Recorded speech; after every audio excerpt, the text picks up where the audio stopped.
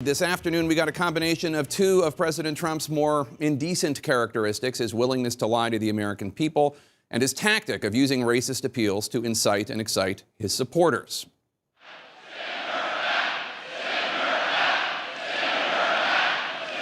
Send her back, they chanted. Now, you know the backstory. The president launched attacks on 4 Democratic congresswomen of color earlier this week, attacks that even Republican members of the House and Senate called racist. The president suggested that those 4 congresswomen should go back to the countries where they came from, though 3 of the 4 were born in the United States, and all 4 are American citizens. Last night, it all went one precipitous step further when the president and the crowd focused on Congresswoman Ilhan Omar, who has made controversial comments herself, though the president's lies about what she has said and demonizing of her prompted results last night that were so shocking. Even some of the meekest and least critical Republicans in the House of Representatives voiced their discomfort, if not horror and revulsion. So, this afternoon, President Trump suddenly claimed that he disagreed with those ugly chants. I'm not happy about when I hear a chant like that. And I've said that, and I've said it very strongly. And the president told a demonstrable lie. The lie that he started speaking very quickly so as to end that chant. Why didn't you ask them to stop saying that? Well, number one, I think I did. I started speaking very quickly. It really was a loud, I disagree with it, by the way, but it was quite a chant. And I felt a little bit badly about it, but I will say this, I did, and I started speaking very quickly. That's a naked lie. When the chant started, President Trump stopped talking. He let the crowd go. And he did not resume until the chant died out on its own. But don't take my word for it. Take a look at the tape. Omar has a history of launching vicious anti-Semitic screeds.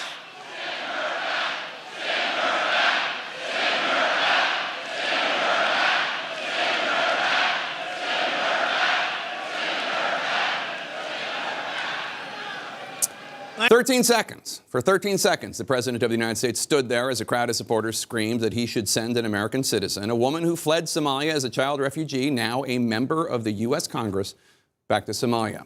This is all part and parcel of the president's 2020 re-election strategy. No more dog whistles, just naked racism, telling American citizens who are a different color to go back where they came from. It's a campaign tactic we need to be aware of as a tactic, notwithstanding the obvious immorality of bigotry. CNN's Pamela Brown starts us off today at the White House. Today, President Donald Trump claiming he disavows of that chant at last night's rally, aimed at Somali-born and now U.S. citizen Congresswoman Ilhan Omar. I was not happy with it. I disagree with it. The president pointing the finger at the crowd. I didn't say that, they did. And insisting his tweets and comments this week against Omar and 3 other Democratic congresswomen of color had nothing to do with it. But they were echoing what you said in your first tweet, that they should go back. Well, I don't think if you examine it, I don't think you'll find that. Trump also claiming he didn't let the chant last long. But the video shows the president pausing for 13 seconds as the chants grew louder and louder. Reacting today, Congresswoman Omar with strong words for the president. Said this president is racist. We have condemned his racist remarks. I believe he is fascist. This is not about me. This is about us fighting for what this country truly should be and what it deserves to be. Senator Lindsey Graham, a Trump supporter, defended the crowd against claims the chant was racist, implying if Omar were a Trump supporter, she wouldn't be told to leave. No, I don't think it's racist to say. Was it racist to say love it or leave it? I don't think a Somali refugee embracing Trump would not have been asked to go back. Let me be clear. My beef is with policy, not personality. All of these congressmen won their election. They're American citizens. This is their home as much as mine. And I believe their policies will change America for the worse, and that's the debate for me. That talking point, an apparent attempt to paint the progressive foursome known as the Squad as the face of the Democratic Party, a possible window into Trump's 2020 strategy. We'll never, ever be a socialist country. It just won't happen. A vote for any Democrat in 2020 is a vote for the rise of radical socialism and the destruction of the American dream. Frankly, the destruction of our country. And President Trump's campaign held a conference call this morning with surrogates on how to respond to the controversy over the chant and lay out new messaging to keep the focus on attacking the squad.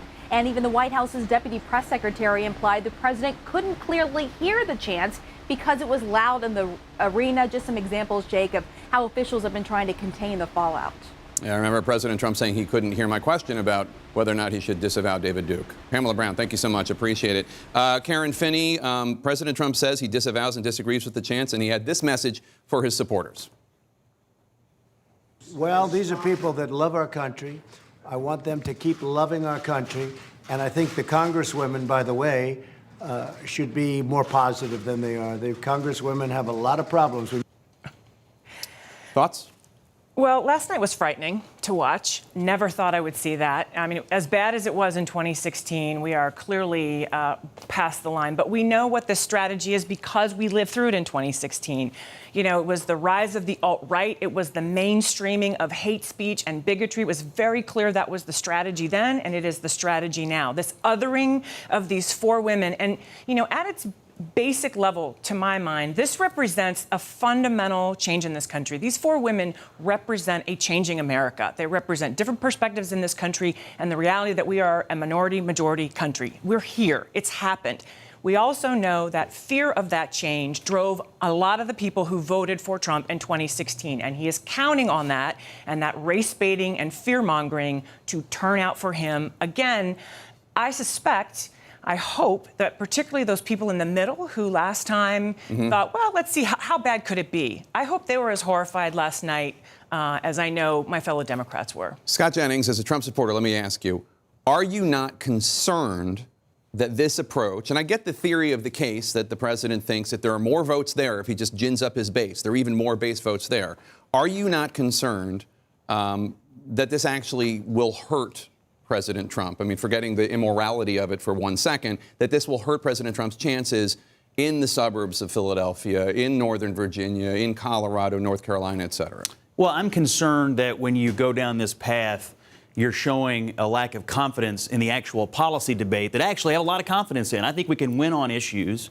I'm glad these four have been elevated to some degree because what they say and then what the Republicans say, I think we can win that debate. So when you go down a different path, I think it shows a lack of confidence. I mean, my view is they're American citizens. We all live under the same Constitution, the same Bill of Rights, and the same First Amendment. They have as much right to speak and be in politics as any of us sitting up here. I don't want to send her back. I want to send her to the nearest green room so she can put out her ideas and we can put out ours. I agreed with Lindsey Graham. That's where this has to be. When we go down a different road and show a lack of confidence in our ideas, that's what worries me. And people in the suburbs, who are they? College educated, high income, white folks in the suburbs. They stuck with Trump.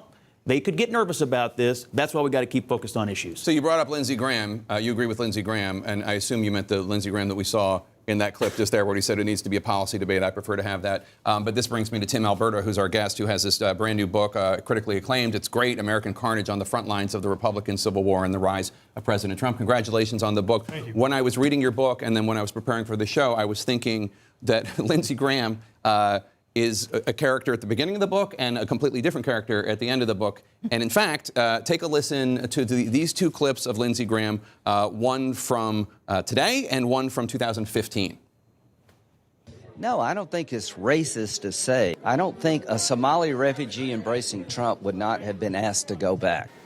He's a race-baiting, xenophobic, religious bigot. He doesn't represent my party. It's almost like Lindsey Graham has been put through the machine of your book. This is the Republican Party before and after. Are you surprised by what's happened to him and some other Republicans? No, I don't think you can be surprised, Jake. I mean, look, we could run down a long list of individuals who there's a before and after shot. Lindsey Graham is just another one. And we can't be surprised at what the president is doing, but I think at the same time we can't be surprised by the response, or in many cases lack thereof, a response from many of these Republican elected officials. To the point that President Trump made earlier, we all remember at the convention in Cleveland in 2016 during the chants of lock her up. Do you remember what he did? He put his finger to his lips and he stopped them and he said, let's beat her instead. And it was a moment of restraint that was really striking, I think, to a lot of us because we said, wow, that's a new side of the president. We hadn't seen that before. He could have stopped that if he wanted to last night. He chose not to. And Lindsey Graham's response today speaks to, I think, what is the fundamental question about today's Republican Party under Donald Trump. We had a period where in politics and within the parties and between the parties, there was a philosophical, intellectual debate of ideas, as Scott was saying. Today's fault line that runs through the GOP, it's a binary choice. Are you with Donald Trump or are you against Donald Trump? It's no longer about the size of government. It's no longer Tea Party versus establishment, country club versus insurgency. It's none of that. It's, do you stand with the president unequivocally, or are you willing to come out publicly and distance yourself from him? And the people that have, they're taking their careers into their own hands. It's a huge gamble, and most of them aren't willing to take it.